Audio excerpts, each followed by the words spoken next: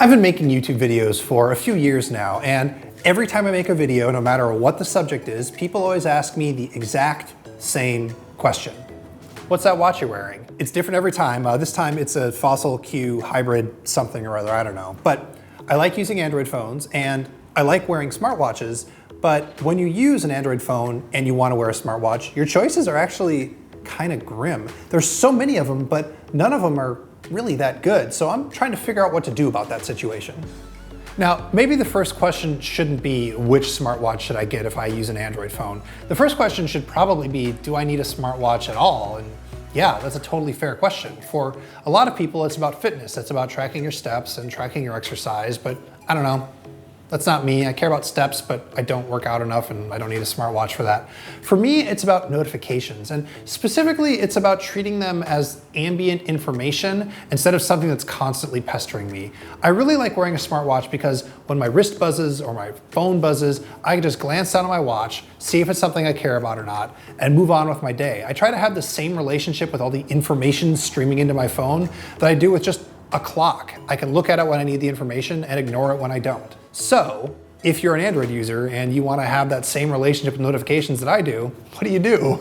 So the obvious answer should be if you have an Android phone, you should get an Android smartwatch, Android Wear. Except it's not called Android Wear anymore, it's called Wear OS because Google wants everybody to know that it also works with an iPhone, but it really works better with Android.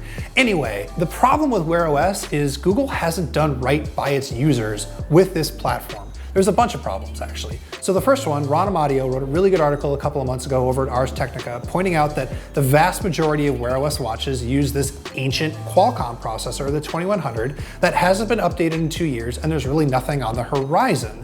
And what that means is if you go out and just buy an Android Wear watch, it's probably gonna be too slow, it's probably not gonna have great battery life, you're probably gonna have not a great experience. On top of that, if you just go out and buy an Android Wear watch, you're probably gonna buy it from the people that are making them these days, which are Google's fashion partners like Fossil or Kate Spade or Michael Kors or whatever. And so you're paying a premium for this old technology. But even if you get past all of that, the basic experience of using a Wear OS watch doesn't hold up this year.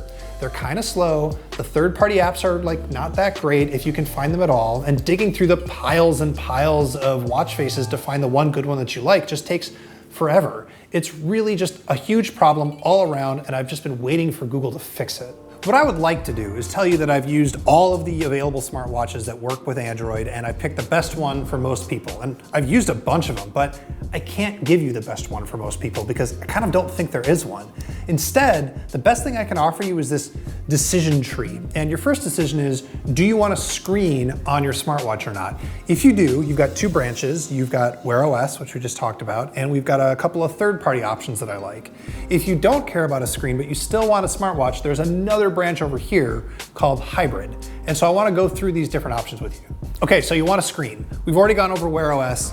It's fine, but if that doesn't appeal to you, there's a brand new smartwatch that just hit the scene. It's the Fitbit Versa, and I don't love it. As a fitness watch, it's pretty solid. It fits into Fitbit's whole ecosystem, but I think it looks pretty terrible. The watch face options are even worse. The third-party app support is non-existent.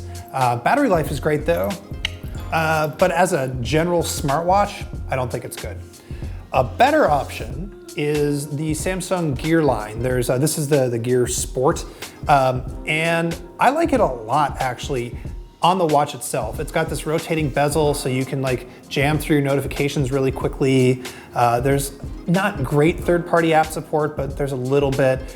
The problem that I have with this is if you don't use a Samsung phone, in order to get this thing up and running, you have to install at least 4 different pieces of software.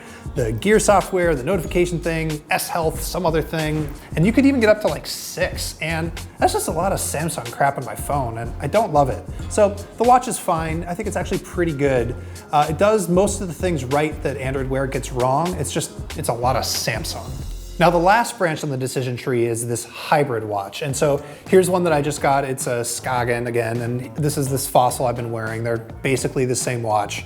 And the thing that's interesting about this is you don't get to see the content of your notification, but it can still count your steps and it can still show you a little bit of information. So When a text message comes in, I've configured this thing to have the minute hand point to the 3, or when it's a calendar appointment, it points to the 9, or whatever. And so when my phone buzzes or my wrist vibrates, I can glance down at my watch and it'll point down to, I don't know, 6, and I know in my head that that's a Slack message. I'll look at it later, but if it points at 12, it's a call and I should pull my phone out right now. The other reason I really like hybrid smartwatches is you don't have to charge the damn things every day. A battery on this thing could last anywhere from 3 to 6 months, depending on how many notifications you get. It's the watch I've been wearing the most lately. So that's the decision tree for smartwatches for Android users as far as I see it. The place where I've landed is I've mostly been using a hybrid smartwatch, but I don't know, I kind of want to go back to Wear OS, which seems like a really bad choice, but I really like having the weather on my wrist, and I really like seeing my next calendar appointment. And to do that, you need a screen. But even though it might be the right choice for me, I don't think I can recommend a Wear OS watch to really anybody else. There's the fact that the processor is really old, but more to the point, these watches aren't that cheap. Because Google partnered with all these fashion brands, it means that you're having to pay fashion brand prices. You're paying for the design and the brand name. And that extra money just doesn't seem worth it to me for a platform that I don't know where it's going. It's great that there are so many choices of different watch styles and different kinds of, watch bands and all the other stuff that you can get with Android Wear. But if none of those choices are a home run, then what's the point of having all that choice?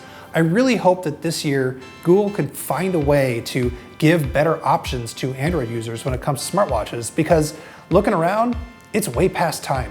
Hey everybody, thank you so much for watching. And if you've gotten this far, maybe jump down in the comments and let me know what is the most important thing for you in a smartwatch. For me, it was, I don't know, battery life for hybrids. Maybe it's something different for you.